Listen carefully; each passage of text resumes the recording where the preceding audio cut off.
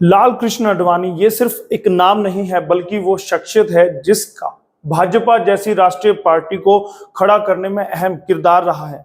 लेकिन वही किरदार आज कहां है, कोई नहीं जानता। एक समय था जब आडवाणी का देश की राजनीति में सिक्का चलता था, लेकिन वही सिक्का आज खोटा सा हो गया है और धुंधलाने सा लगा है।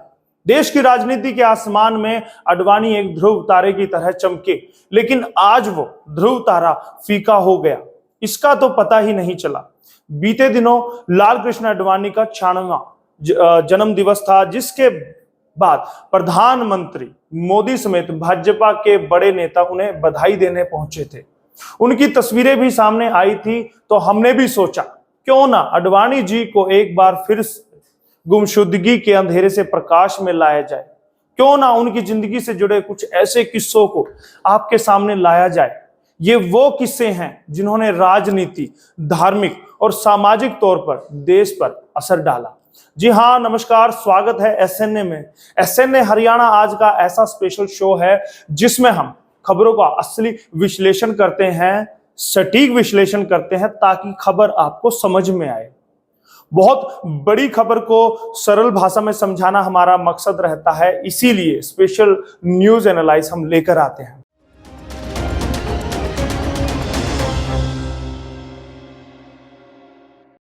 आडवाणी के दिल में बसता है कराची। शायद कम ही लोगों को पता होगा कि आडवाणी के दिल में कराची बसता है। जरा एक मिनट ठहरिए, आप इसे आडवाणी के पाकिस्तान प्रेम से जोड़कर मत देखिएगा। आपको बता दें कि कराची आडवाणी की जन्मस्थली है और संस्कृत का एक श्लोक है, जननी जन्म भूमिच सर्वगाधिपति गर्येसी, यानी कि हमारी जन्मभूमि जो है वो स्वर्ग से भी बढ़कर होती है। इसी को आडवाणी जी मानते भी थे। आडवाणी का जन्म 8 नवंबर 1927 को कराची में हुआ था। एंड्रयू व्हाइट हेड को 1997 में दिए एक इंटरव्यू में आडवाणी ने कराची को लेकर अपने प्यार को जाहिर किया था। इंटरव्यू में पहला सवाल ही यही था कि आपके दिल में कराची के लिए विशेष लगाव है। तब आडवाणी ने कहा था कि बहुत ज्यादा। उन्होंने कहा था कि आखिर मेरा जन्म कराची में हुआ है, मैंने वहीं पर स्कूली पढ़ाई पूरी की है, कुछ साल कॉलेज भी गया था। जब मैंने कराची छोड़ा था तब मैं 19 साल का था। लाल कृष्ण आडवाणी का राजनीतिक सफर। जी हां, आपको बता दें कि राजनीतिक सफर डॉक्टर श्यामा प्रसाद मुखर्जी ने साल 1951 में जनसंघ की स्थापना की, जिसके बाद लाल कृष्ण आडवाणी ने पार्टी सचिव का कार्यभार संभाला। साल 1954 से लेकर 1957 तक जनसंघ पार्टी के सचिव का कार्यभार संभाला। सन 1973 से लेकर 1977 तक उन्होंने भारतीय जनसंघ के अध्यक्ष का भी दायित्व संभाला। साल 1980 में भारतीय जनता पार्टी की स्थापना हुई, जिसके महासचिव बनाए गए लाल कृष्ण आडवाणी। 1986 तक भारतीय जनता पार्टी के महासचिव का कार्यभार संभालने के बाद साल 1986 से लेकर 1991 तक भाजपा के अध्यक्ष पद पर भी कार्यरत रहे। रथ यात्रा और भाजपा की यात्रा। 1984 में भाजपा को करारी हार का सामना करना पड़ा था। ये आडवाणी ही थे जिन्होंने भाजपा को कांग्रेस के विकल्प के तौर पर देश में खड़ा किया। आडवाणी ने 90 के दशक में रथ यात्रा निकालकर देश भर में चर्चा बटोरी थी। सोमनाथ से अयोध्या की उनकी रथ यात्रा ही थी जिसके चलते बीजेपी और वह समानांतर रूप से देश में बड़े होते गए। बात उन दिनों की है जब बीजेपी का यह दिग्गज नेता सोमनाथ से अयोध्या की यात्रा पर निकला था। आडवाणी ने 25 सितंबर 1990 को सोमनाथ से रथ यात्रा शुरू की थी, जिसे 30 अक्टूबर को अयोध्या पहुंचना था। इस यात्रा को लेकर काफी राजनीतिक बयानबाजी हुई और काफी हिंसा भी हुई थी। बाद में बिहार में आडवाणी को गिरफ्तार कर लिया गया और रथ यात्रा को भी रोक दिया गया। उस समय उनका एक बयान था जो कि काफी सुर्खियों में रहा था। साल 1990 आडवाणी ने रात के समय एक सभा को संबोधित किया और कहा कि लोग कहते हैं कि आप अदालत का फैसला क्यों नहीं मानते। अदालत इस बात का फैसला करेंगी क्या, यहां पर राम का जन्म हुआ था या नहीं हुआ था। आपसे इतनी आशा है, बीच में मत पड़ो, रास्ते में मत आओ, क्योंकि ये जो रथ है लोक रथ है, जनता का रथ है, जो सोमनाथ से चला है, जिसके मन में संकल्प किया हुआ है कि 30 अक्टूबर को वहां पर पहुंचकर कार सेवा करेंगे और मंदिर वहीं बनाएंगे। उसको कौन रोकेगा? कौन सी सरकार रोकने वाली है? सपना ही रहा उप प्रधानमंत्री से प्रधानमंत्री बनने का सफर। जी हां, लाल कृष्ण आडवाणी 3 बार भाजपा के अध्यक्ष रहे, 4 बार राज्यसभा के और 5 बार लोकसभा के सदस्य भी बने। सन 1977 से लेकर 1979 तक इन्होंने केंद्र सरकार में कैबिनेट मंत्री भी बने रहे।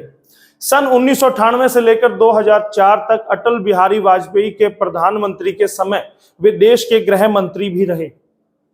साल 2000 से 2004 तक अटल बिहारी वाजपेयी के ही प्रधानमंत्री कार्यकाल के दौरान उप प्रधानमंत्री का पदभार भी उन्होंने संभाला।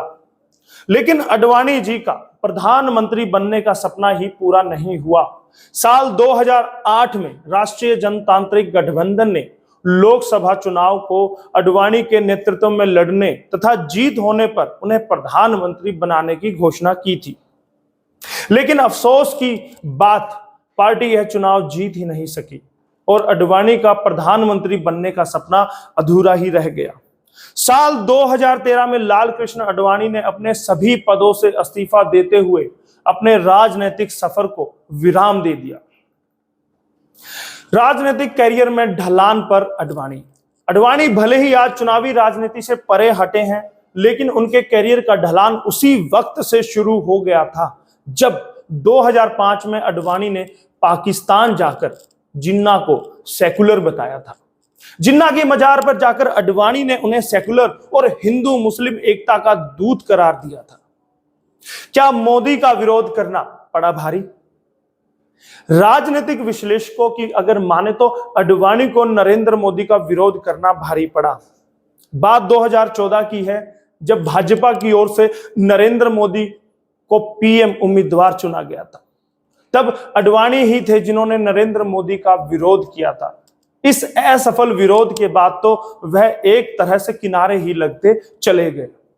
हालांकि आडवाणी को चुनावी राजनीति से बाहर करना अप्रत्याशित नहीं है। संघ की ओर से पीढ़ीगत बदलाव के लिए दबाव और अन्य समीकरणों को देखते हुए यह पहले से ही माना जा रहा था कि आडवाणी को युवा नेतृत्व को आगे लाने के लिए त्याग करने को कहा जाए, और शायद हुआ भी ऐसा ही। पीएम नरेंद्र मोदी ने आडवाणी को दी जन्मदिन की बधाई। आडवाणी के 96वें जन्मदिन पर बीते दिनों पीएम नरेंद्र मोदी जी ने उनके घर जाकर उन्हें बधाई दी। आडवाणी की रथ यात्रा के दौरान मोदी ही उनके सारथी थे। मोदी हर वक्त आडवाणी के साथ रहते थे।